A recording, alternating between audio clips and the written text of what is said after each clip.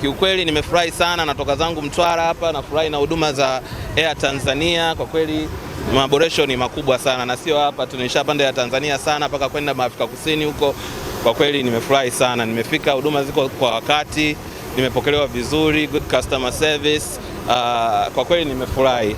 Kwa hiyo ningependa kuipokeza serikali ya Tanzania pamoja na Mama Samia Suluhu, rais wetu mpendwa, kwa juhudi kubwa alizofanya na uongozi mzima wa Air Tanzania.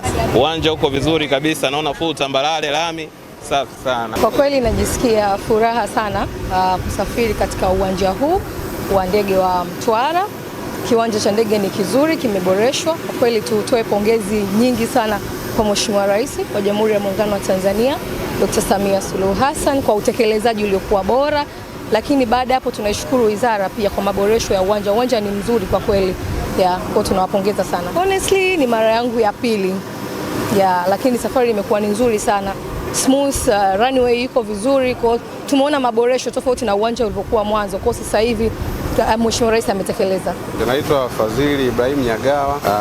Tunaishukuru sana serikali kwa kutuboreshea uwanja wetu wa Mtwara, lakini pia kwa sababu mimi nimeutumia huu uwanja kwa muda kama miaka 3-4, nimeona improvement pia kwenye runway, ambapo runway ya kwanza ilikuwa fupi kidogo na hata quality yake haikuwa ile inayoridhisha sana, lakini tumeona maboresho makubwa sana ambayo yamefanyika.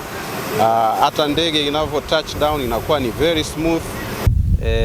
Hapa Mtwara kuna maboresho yalifanywa na serikali awamu ya 6 ya Mheshimiwa Dr. Samia Suluhu Hassan. Marekebisho haya ni upanuzi au unasema uendelezaji wa kiwanja cha ndege cha Mtwara ambao ulipanuliwa kwa urefu kutoka mita 2250 mpaka 2800 na upana umepanuliwa mpaka kufikia mita 45.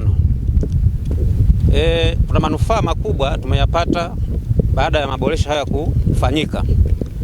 Kwanza, kiwanja chetu kimekuwa cha kisasa, kuna taa za kuongozea ndege, kwa hiyo kiwanja chetu kinaweza kufanya kazi hata wakati wa usiku.